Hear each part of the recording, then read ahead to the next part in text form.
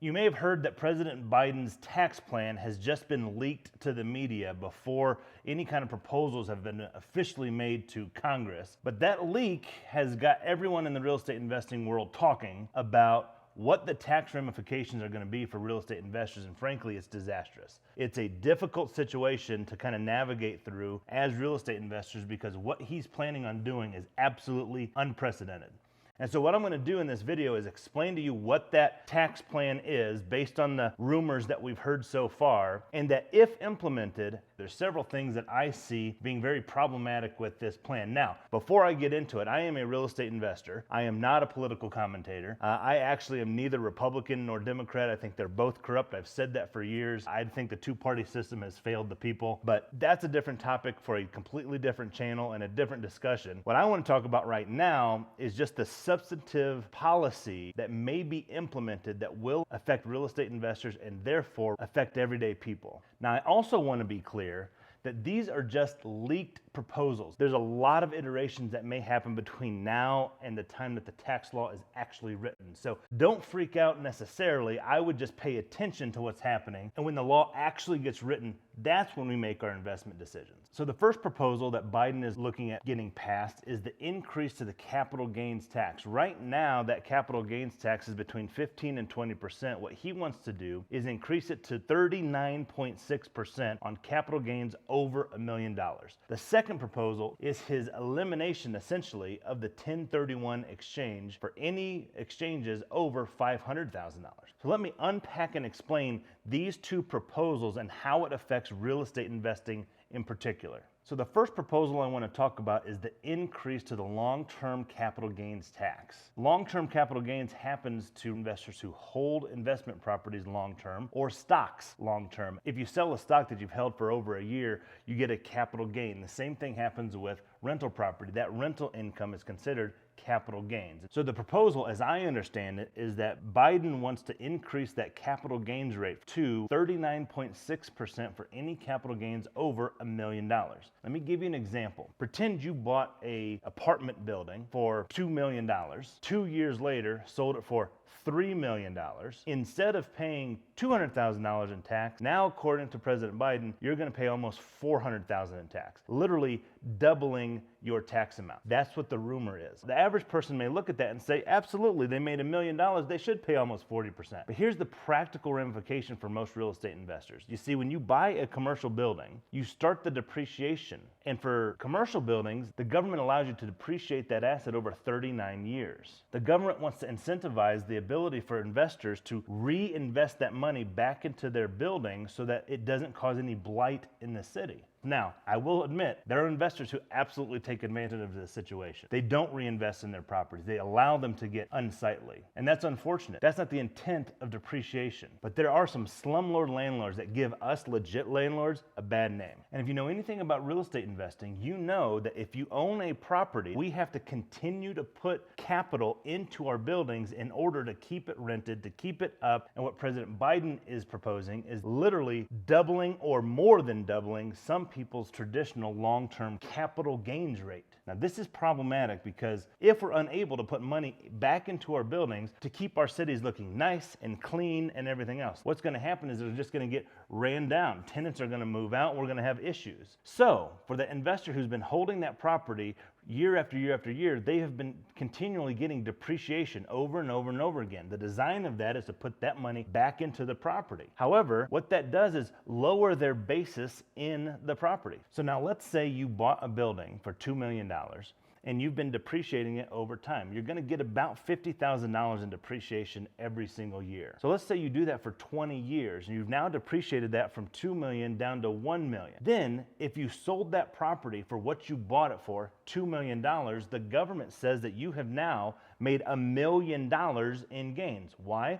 Because that depreciation is pushing that down over time. You're now showing that you have gotten that benefit. So with what Joe Biden is talking about is that if you sold that property, if you bought it for $2 million, depreciated it for 20 years, sold it for $2 million, you would then owe $400,000 in taxes as opposed to $200,000 in taxes, which is where the current capital gains is. So that's one of the formulas formulas that real estate investors look at is what is my depreciation doing versus what I can sell this for and how much my tax ramification is going to be. Now with 15 and 20%, it's much more reasonable than if you did 39.6%. So the second part of his tax proposal, as we know it now, is not allowing 1031 exchanges above $500,000. A 1031 exchange is when an investor who has owned that property for a long time says, I want to sell it and typically upgrade it into other properties. So let's say you bought $1 million worth of property and you want to buy now $2 million worth of property. The government allows that if you were to sell that property and buy new property, that you wouldn't have to pay taxes on the exchange. And the reason is really simple. It has to do with the flow of money. Currently, the government wants to incentivize investors transacting between old property and new property. Why?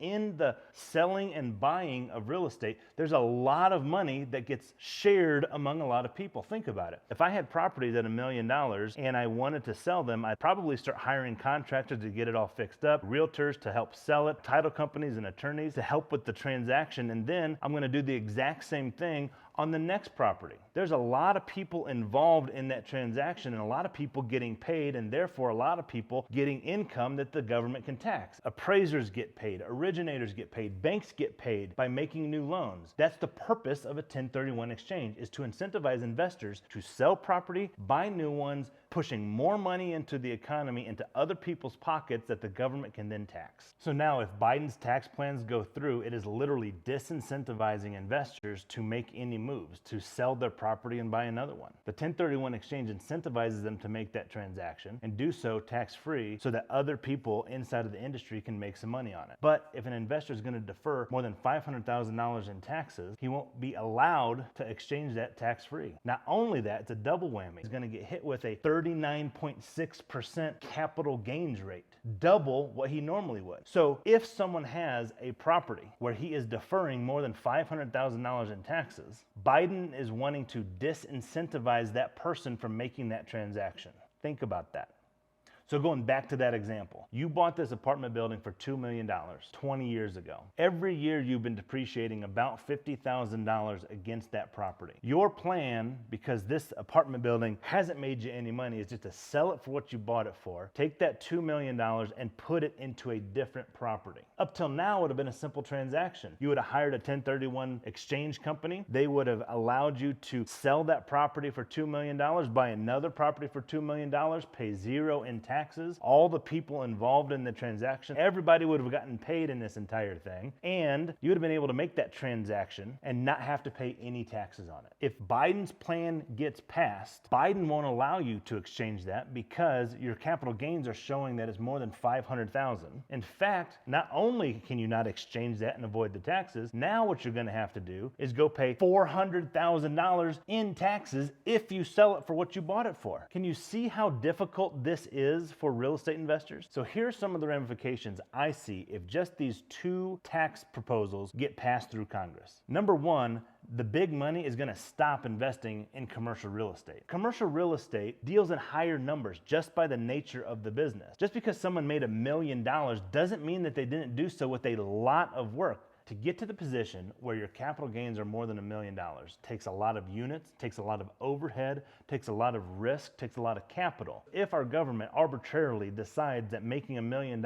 means that you have a much higher capital gains rate, then the big money is just going to go find other places to put that capital. The other reason why big money will stop investing in commercial real estate is because of the inability to now exchange. In exchanging, they're going to now have to pay 40% in capital gains, even if they buy a $2 million property. And the depreciation after just 10 years makes it so that they can't exchange anymore. Why would they risk that capital that is going to totally eliminate these big buildings? You see, when the government comes up with these arbitrary limits, 500,000, $1 million, when you deal with bigger investors, why would they want to deal with having those issues at such small limits? So what is that big money going to do? Instead of having that large commercial building that, if they sell, are now subject to these crazy gains, they're going to go buy a bunch of single family houses and be able to parse them off one at a time, possibly trying to stay underneath that $500,000 limit. So what is that going to do to residential real estate? It's going to drive them up even higher than we're dealing with now.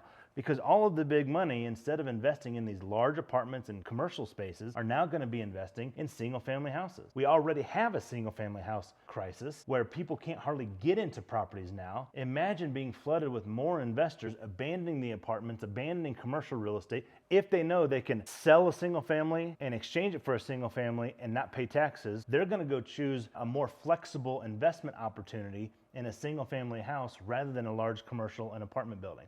Guys with long-term money that are looking for 2 and 3 and 4% gains are now going to go into the single family market, acquire these properties at ridiculous prices, so that single-family homeowners are not able to enter that market anymore. That's a possible ramification of Biden's tax plan. So let me put my conspiracy hat on and say it's likely that these big-time investors knew that Biden's policy was going to be something like this. We already know that a lot of investors are paying cash for deals across the country. It might be so that they can experience the 1031 exchange by getting out of these apartment and commercial buildings into single family houses, causing the single family house prices to go up. Just a thought.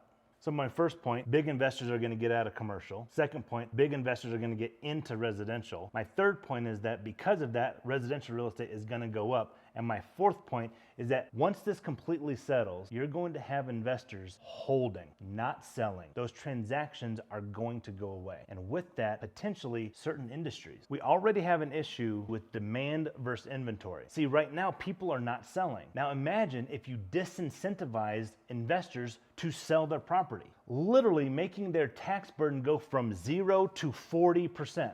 What would an investor do? It's simple. He'd wait.